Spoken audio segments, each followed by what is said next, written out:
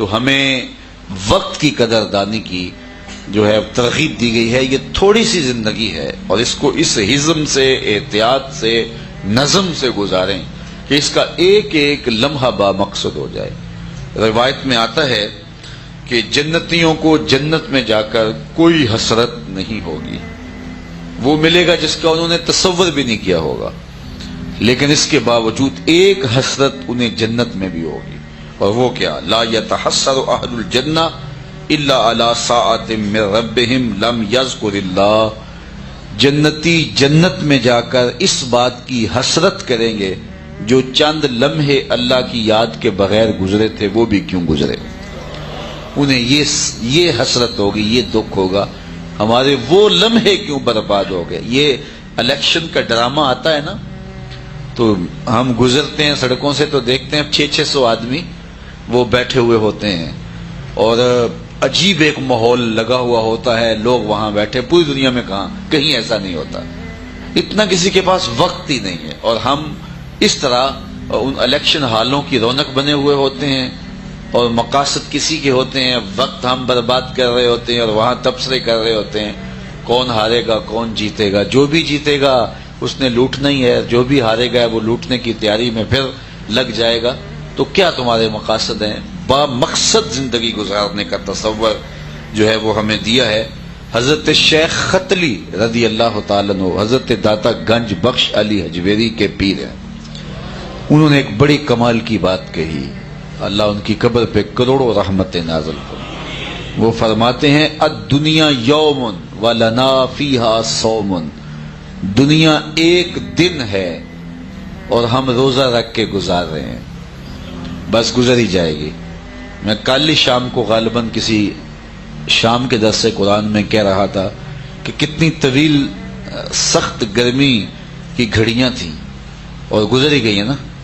اب چند لمحوں کے بعد روزہ کھلنے والا ہے، تو جس نے روزہ رکھا اس کی بھی یہ گھڑیاں گزر گئیں اور جس نے نہیں رکھا اس کی بھی گزر گئی.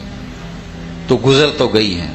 تو جو احتیاط سے، حزم سے، اللہ کی فرما برداری کرتے ہوئے زندگی گزارے گا، زندگی اس کی بھی گزر جائے گی. اور جو نافرمانیوں میں، عیش و عشرت میں اللہ کے حکموں کو توڑتے ہوئے زندگی بسر کرے گا، زندگی اس کی بھی گزر جائے گی. لیکن ایک کی زندگی کا انجام دوزخ ہے، ایک کی زندگی کا انجام جنت ہے. اس لیے اس مختصر سی زندگی کو حزم و احتیاط کے ساتھ گزار کے منزل آشنا کرنا چاہیے اور اپنے وقت کی قدر کو سمجھنا چاہیے. حضور نبی رحمت صلی اللہ علیہ وآلہ وسلم کی زندگی، حضور کے شب و روز اور آقا کریم علیہ الصلوۃ والسلام کا جو ہے وہ وقت کو منظم کرنا. آپ دیکھیں کہ 63 سالہ حضور کی زندگی ہے، اس میں حضور نے تجارتی سفر بھی کیے ہیں، 27 جنگیں بھی لڑی ہیں حضور نے. صرف مدنی زندگی میں 10 سال کی زندگی میں 27 جنگیں حضور نے لڑی ہیں. وفود سے ملاقات بھی کی ہے، قوم کو آئین بھی دیا ہے، نظام بھی دیا ہے، اخلاقیات بھی سکھائے ہیں، بوڑھی عورتوں کے بوجھ اٹھا کے منزلوں تک بھی پہنچائے ہیں، تکلیفیں بھی صحیح ہیں، وفود سے ملاقات بھی کی ہیں، اصول زندگی بھی سمجھائے ہیں، جنازے بھی پڑھے ہیں، لوگوں کی شادیوں میں بھی شریک ہوئے ہیں. مسجد نبوی میں صرف 17 نمازوں کے علاوہ ساری نمازیں حضور نے خود پڑھائی ہیں. اللہ اکبر. یہ مصروفیات بھی ہیں. پھر حضور علیہ السلام نصف شب کو کھڑے ہو کے تہجد بھی پڑھتے رہے ہیں، واعظ و تلقین بھی کرتے رہے ہیں، صفہ والے چبوترے پہ بیٹھنے والے صحابہ کو درس و تدریس بھی کرتے رہے ہیں، بازار میں جا کے حالات معلوم کرتے رہے ہیں، اور اگر کوئی ملاوٹ کرتا ہے تو اس کو تنبیہ بھی کرتے رہے ہیں.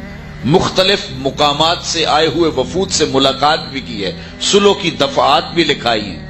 9 ازواج تھی حضور کی جب حضور کا وصال ہوا، کسی ایک کو بھی حضور سے شکایت نہیں تھی. ایک بیوی کو شکایت ہوتی ہے کہ صاحب ٹائم نہیں دیتے، دفتر میں بھی ٹائم دیتے ہیں، بس ہمیں تو ٹائم نہیں دے رہے. لیکن 9 ازواج تھی جب حضور کا وصال ہوا، ایک کو بھی شکایت نہیں تھی. تو کیسے وقت کو منظم کیا ہوا تھا. تو اگر ہم بھی اپنی زندگی سے فضولیات کو نکال دیں، بے مقصد چیزوں کو نکال دیں، تو ہمارا وقت با مقصد بن جائے گا. اور با مقصد وقت کی جو ہے وہ قدر و قیمت اس دور میں تو سب سے زیادہ جس چیز پہ تحقیق ہو رہی ہے وہ ٹائم مینجمنٹ ہے، چونکہ اس وقت لوگوں کے پاس وقت نہیں ہے، عمریں سکڑ گئی ہیں، کام بڑھ گئے ہیں اور پھیل گئے ہیں، تو کس طرح تھوڑے وقت سے زیادہ کام کیا جائے، سب سے زیادہ اس پہ اس وقت پوری دنیا پہ ریسرچ ہو رہی ہے۔ تو ہم اپنے وقت کو تیزی سے برباد کر رہے ہیں، جبکہ ہمارے آقا و مولا نے ہمیں رہنما اصول دے کر کے وقت کی بچت اور وقت کی اہمیت اجاگر کی ہے۔ اور من حسن اسلام المرء ترکہ ما لا یعنی ہے، کسی شخص کے اسلام کا حسن یہ ہے کہ ہر بے مقصد کام کو چھوڑ دیا جائے۔ جب یہ کریں گے تو وقت اچھے طریقے سے ہم استعمال کر سکیں گے۔ اور میں نے اس کی مثال آپ کے سامنے دی کہ یعنی خالص عبادات کے اندر بھی ہمیں وقت کا لحاظ رکھنے کی تلقین کی گئی، اور جمعۃ المبارک میں خطبہ شامل ہوا تو 2 رکعتیں کم کر دی گئیں۔ لیکن ہم اپنے وقت کو جس طرح سے استعمال کر رہے ہیں، باقی طبقے تو چلو باقی طبقے رہے، میرے سے کچھ لوگ ناراض بھی ہو جاتے ہیں اور میں حق بات کہنے سے جھجکتا بھی نہیں ہوں، وہ یہ ہے کہ ہمارے مذہبی طبقے بھی وقت کی اہمیت کو نہیں سمجھتے۔ کبھی صبح پھنس جائے نا کل کے ختم میں، تو جو حال مولوی حضرات کرتے ہیں، ٹائم 7 بجے کا دیا ہوا ہے، 7 بجے تلاوت شروع ہو رہی ہے، یہاں جب ٹائم دعا کا 7 بجے دیا تو 7 بجے دعا ہو جانی چاہیے، پوری دنیا میں کہیں ایسا نہیں ہوتا، اور تم تو مذہب کے نمائندے ہو تو تم ایسا کیوں کرتے ہو؟ 7 بجے تلاوت شروع ہوئی، اب اس کے بعد جو ہے وہ نعت شریف ہوئی، نعت شریف کے بعد جس طرح میاں صاحب نے کلام ہی ختموں کے لیے لکھا ہے، تو میاں صاحب کا کلام پڑھنا بھی ضروری ہوا، وہ پڑھا گیا۔ تو اس کے بعد ایک خطیب صاحب آ گئے، اب خطیب صاحب اس وقت خطاب کرنے لگے جب لوگ گھڑیوں کو دیکھ رہے تھے، حالانکہ اس وقت خطاب کرنا خطاب تھا، لیکن وہ اس وقت ایک لمبا خطبہ پڑھنے لگے اور کرسی پہ بیٹھ گئے۔ اب لوگ پریشان ہیں کہ ہم نے 7 بجے 7:30 بجے اسکول میں بچوں کو چھوڑنا ہے، 7 بجے کا ٹائم دیا، اب یہاں آگے کیا کریں؟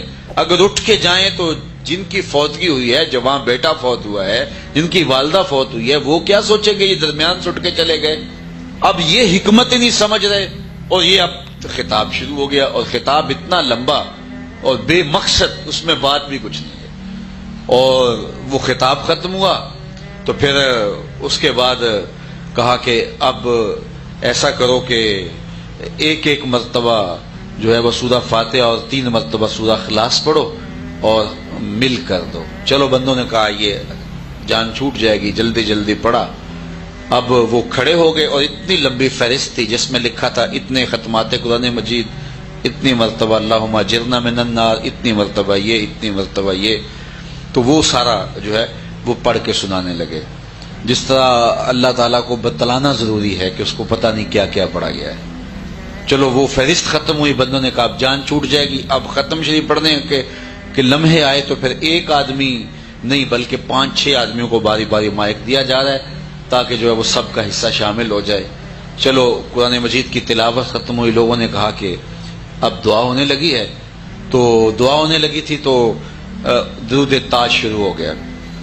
درود تاج کا میں منکر نہیں ہوں، لیکن دیکھو لوگوں کو 7 بجے کا ٹائم دیا ہے اور 8:30 بج رہے ہیں، لوگوں نے بچوں کو سکول میں چھوڑنا ہے، اور پس ماندگان کی وجہ سے وہ مروتن اٹھ کے بھی نہیں جا پا رہے، اور اب درود تاج لوگ بے چین ہیں اور تم اس وقت درود پڑھ رہے ہو، اور پھر اس کے بعد جو ہے درود شریف سے ہی بلغ العلا بکمالہ ہی، وہ درمیان سے ایک نعت خواں نے نکالا اور اس کو پکڑ کے نعت شروع کر دی۔ بندوں نے سمجھا تھا کام ختم ہو گیا، لیکن جو ہے وہ دوبارہ وہی کام شروع ہو گیا۔ خیر چلو وہ نعت خوانی ختم ہوئی، پھر اس کے بعد جو ہے وہ اب کہا گیا کہ اب دعا ہوگی۔ اب جس پیر صاحب کو بلایا ہوا تھا دعا کے لیے وہ بالکل تازہ دم تھے، ابھی تک بیٹھے ہوئے تھے، اب انہوں نے جو ہے وہ دعا شروع کر لی تو وہ دعا ختم کرنے کا نام ہی نہیں لیتے، وہ دعا کر رہے ہیں، لوگ دعا کر رہے ہیں یا اللہ دعا ختم ہو جائے۔ اور اس کے بعد دعا ختم ہوئی، لوگوں نے شکر کا کلمہ پڑھا، تو ایک آدمی جو ہے وہ درمیان سے کھڑا ہوا، جناب دعا ہو جائے، تو جو ابھی ہو رہی تھی یہ بد دعا ہو رہی تھی، تو اس نے جو ہے وہ یہ بتلانا تھا کہ میں بھی آیا ہوا ہوں، تو اس نے کھڑے ہو کر کہا کہ جناب دعا ہو جائے۔ اب پھر دوبارہ دعا شروع ہو گئی، اب دعا ختم ہوئی، لوگوں نے کہا اب گھر کو جانا جو ہے وہ نصیب ہوگا۔ ایک پکا سنی اٹھا، اس نے کہا 2 شعر سلام کے بھی ہو جائیں، تو اب سلام شروع ہو گیا، سلام کے بعد پھر دوبارہ دعا ہے، اور وہ کسی دوسرے کو موقع دینا ہے جو تازہ دم ہوگا، تو اس نے اب یہاں اپنے فن کا مظاہرہ کرنا ہے۔ مجھے بتائیے کیا یہ رسول اللہ کا دیا ہوا دین ہے؟ آپ ناراض ہوں، مولوی صاحبان میرے سے ناراض ہوں، لیکن میں سچی بات کرتا ہوں، اپنے بھی خفا مجھ سے ہیں، بیگانے بھی ناخوش، کہ میں زہر حل کو کبھی کہہ نہ سکا کن، بات وہی کہتا ہوں سمجھتا ہوں جسے حق، نئے ابلائے